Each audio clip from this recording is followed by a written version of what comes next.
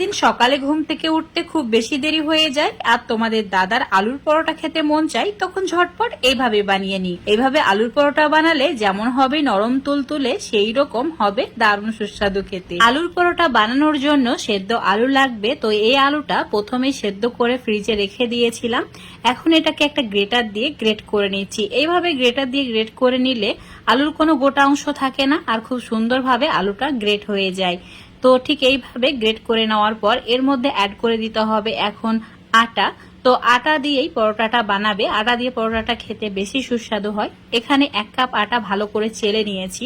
তারপর অ্যাড করে দিচ্ছি 2 চামচ মতো চিলি ফ্লেক্স। এখানে শুকনো লঙ্কাকে মিক্সারে দিয়ে চিলি ফ্লেক্স বানিয়ে নিয়েছি, সেটা অ্যাড করেছি। তারপর দিয়েছি ধনে পাতা কুচি, তার সঙ্গে 1/2 চামচ মতো জোয়ান। এইভাবে হাত দিয়ে ভালো করে ঘষে নিয়ে অ্যাড করবে। সেই সঙ্গে অ্যাড করে দিতে হবে সামান্য পরিমাণে কাসুরি মেথি, না থাকলে না দিলেও হবে। এবার দিয়ে দিতে হবে অল্প পরিমাণে গোটা জিরে, আর দিয়ে দিতে হবে আদা রসুন বাটা, হলুদ গুঁড়ো, সামান্য পরিমাণে জিরের গুঁড়ো, আর দিয়ে দিতে হবে স্বাদ মতো নুন। আলুর পরোটা আরো বেশি সুস্বাদু করার জন্য এখানে দিয়ে দিতে হবে 3 থেকে 4 চামচ মতো বেসন, আর এখানে ছোলার ডালের বেসন নিয়েছি। এবার সমস্ত কিছু এইভাবে মিশিয়ে নিতে হবে, আর এই কাজটা একটু সময় নিয়ে করতে হবে যাতে সমস্ত কিছু ভালোভাবে মিশে যায়। এবার এর মধ্যে অ্যাড করে দিতে হবে জল। তো এখানে প্রথমে 1 কাপ নর্মাল জল অ্যাড করছি, তারপর মিশিয়ে নিচ্ছি।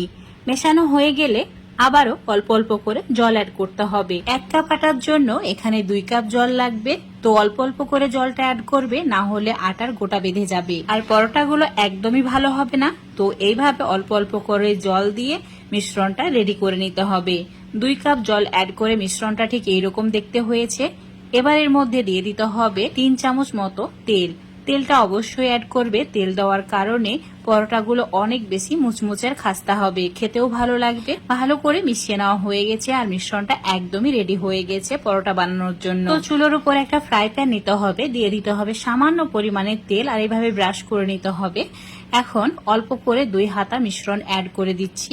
তারপর হাতা দিয়েই হালকা করে একটু ঘুরিয়ে নেব যাতে এটা একটা রাউন্ড শেপ হয়ে যায়। আর তার বেশি নাড়াচাড়া করা যাবে না। চুলোর ফ্লেমটা একদম কমিয়ে রাখতে হবে, লো ফ্লেম করে রেখেই ওয়েট করতে হবে পরোটার উপর সাইডটা যেন এইভাবে শুকিয়ে আসে আর অটোমেটিক এইভাবেই উঠে যাবে। তো উল্টে দিয়ে অপর সাইডটা 1-2 মিনিট একটু সেঁকে নিতে হবে মিডিয়াম আছে। তারপর আবারও উল্টে দিয়ে অপর সাইডটা সেঁকে নিতে হবে। এইভাবে উল্টে পাল্টে 2-3 মিনিট সেঁকে নিলেই খুব সুন্দরভাবে পরোটাগুলো রেডি হয়ে যাবে। অল্প করে এখানে তেল, বাটার, ঘি যেটা ইচ্ছা সেটা ব্রাশ করে নিতে পারো। এতে পরোটাগুলো দেখতে ভালো লাগবে আর খেতেও ভালো লাগবে। যদি তোমাদের পরোটার মধ্যে তেল বা ঘি দিতে পছন্দ না করো তাহলে না দিলেও হবে। এইভাবে উল্টে পাল্টে সবগুলোকে হালকা লালচে করে ভেজে নিচ্ছি। এই পরোটাগুলো একটু চেপে চেপে ভাজলে খুব সুন্দরভাবে ফুলে ওঠে। এতটা নরম পাতলা হয় যে এগুলো ফোলাতে একটু কষ্ট হবে, কিন্তু এগুলো ফুলে যাবে। তো একটু টাইম নিয়ে ভেজে নিতে হবে। দেখতেই পাচ্ছ খুব সুন্দরভাবে ভাজা হয়ে গেছে, আর বাকিগুলো একইভাবে ভেজে নেব। আজকের এই আলুর পরোটা রেসিপিটা এতটাই মজার হয় যে একবার এভাবে বানিয়ে খেয়ে দেখতে পারো। যে কোনো সময় অতিথি আপ্যায়নেও বানাতে পারবে। এইভাবে পরোটা বানিয়ে প্রিয়জনদের যদি খাওয়ানো হয়, যে খাবে সেই প্রশংসা করবে আর বারবার তোমাকে রিকোয়েস্ট করবে এইভাবে পরোটা বানানোর জন্য। দেখতে পাচ্ছ এই পরোটাগুলো কতটা লোভনীয় হয়েছে। দেখতে যেমন সুন্দর, খেতেও সেই রকম দারুণ সুস্বাদু। কোনো তরকারির প্রয়োজন হবে না, এতটাই মজার এই পরোটাগুলো খেতে। এমনি এমনি খেয়ে ফেলবে। নর্মাল আলুর পরোটার থেকে এই আলুর পরোটাগুলো অনেক বেশি সুস্বাদু হয় খেতে, আর বানানো খুবই সহজ।